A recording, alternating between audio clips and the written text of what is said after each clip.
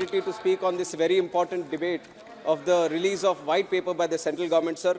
And it is very important for us to know our history also in terms of how the financial discipline was maintained in our country, at least for the last 20 years, so that we can differentiate good from the bad and also know from the past mistakes so that we don't repeat it in the future also, sir.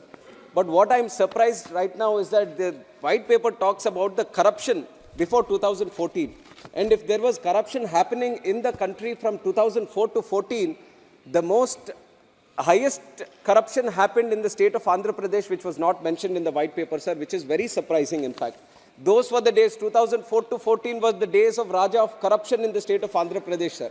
That was the time when the Yuvaraja of corruption came into politics also. The Yuvaraja of corruption who claims that he is a first-class student in college. I want to mention his assets, the value of his assets, sir. In 2004, when his father was holding the most important position in the state of Andhra Pradesh, his assets were worth 1.7 crores in 2004. And from 2004 to 2011, his increase in assets, sir, is stupendous, whooping 356 crores. In 7 years, from 1.7 crores to 356 crores, you know the amount of increase, sir? 20,800% increase. No matter in the world, sir, no Warren Buffett. In the country, no one like Rakesh Jhunjhunwala can predict this kind of increase in any business that is happening in the country or the world, sir. Now, in such short time, in 7 years, when you can have this kind of growth, everyone is curious. Now, of course, I'm sure that members in this house are also very curious. Then how can a person be growing his wealth at such a stupendous rate? Now, even the ED, the IT, the CBI, they were also curious. That is why they have attached the 43,000 crores worth of assets of this very own person, sir. So these almost 32 cases under CBI, ED have been registered against him. So it is very important when the central government talks about the picture of the country, it needs to talk about some of the pictures that are happening in the states also. And I think 43,000 crores, huge number, sir. A lot of people, at least in the house or in the country, they won't even know. If you tell them to write 43,000 crores, they wouldn't even know how many zeros are there.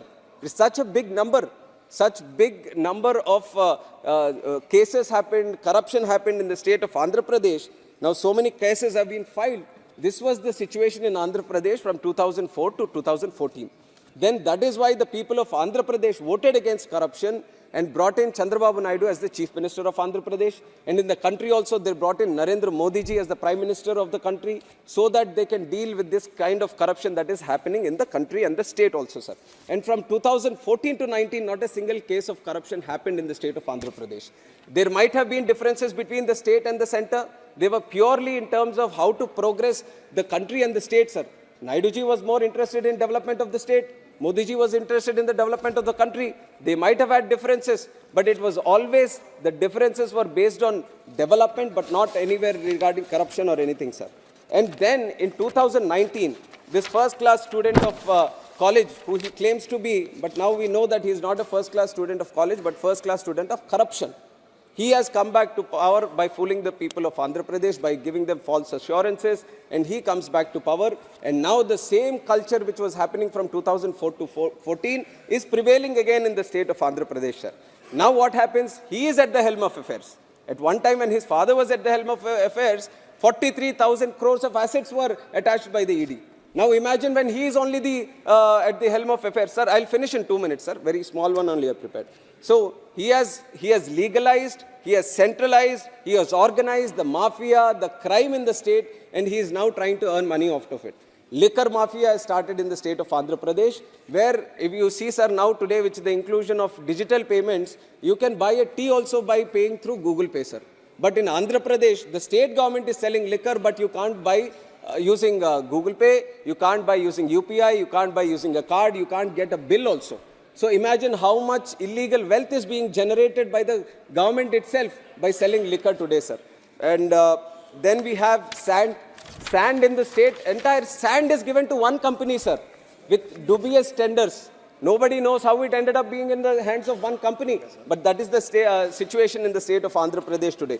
And there is the J tax which has been specially brought in for illegal mining, for land grabbing, for drugs, and different kinds of activities Mr. for Naidu, you approvals have to in government. Sir, I'm finishing in 1 minute. Already 5 so minutes have I'm passed. finishing, sir. Sir, the point that I Don't want to prove make here, the yourself point to- that I want to make here, sir, if the central government is releasing white papers and just letting us know what happened and what has not happened right now, but I would say they should have zero tolerance about people who involve in these corrupt practices also. At one point of time, they were talking about bringing in fast courts, judicial laws and all, so that people who are so corrupt shouldn't be in politics. A1 is sitting as Chief Minister in Andhra Pradesh. A2 is sitting in Rajya Sabha, who is this involved in all these cases. Now, if these kind of people are running the state and the country, how can we progress? We need to release white papers every year also.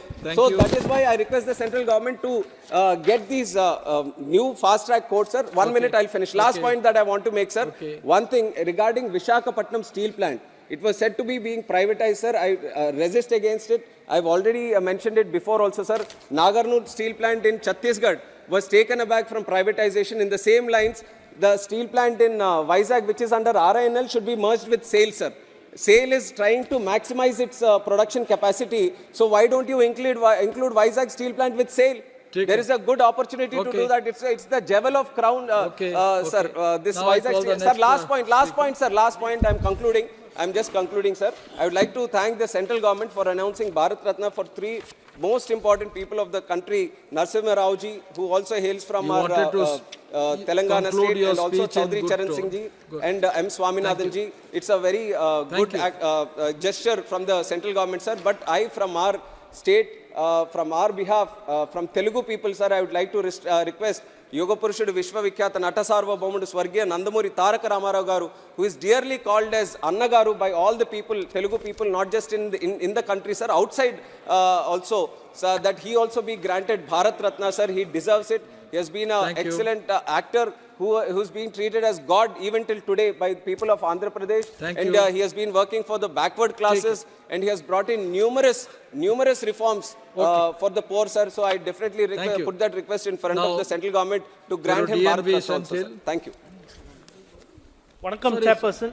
Thank you for giving me this opportunity.